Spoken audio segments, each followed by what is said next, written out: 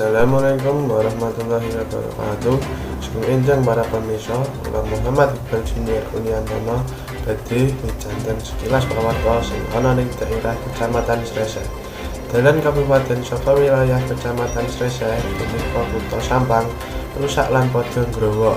Kendaraan roda kalih utawa roda sekawan sing arep liwat ing dalan iku kudu ati-ati lan waspada. Sampai saiki dalan iku durung didandani karo pemerintah daerah Sampang. Miturut warga sekitar, Saiful, warga sing sering liwat dalan iku nyuruhake bab dalan sing rusak iku. Sampai saiki isih rusak, padahal dalan iku wis suwe rusak, nanging durung didandani. Ucape Saiful waktu ditemoni Radar Jawa Pos Kolongi.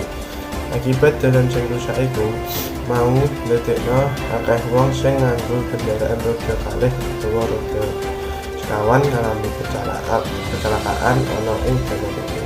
Sekap semanten pawarta kilas kula. Wassalamualaikum warahmatullahi wabarakatuh.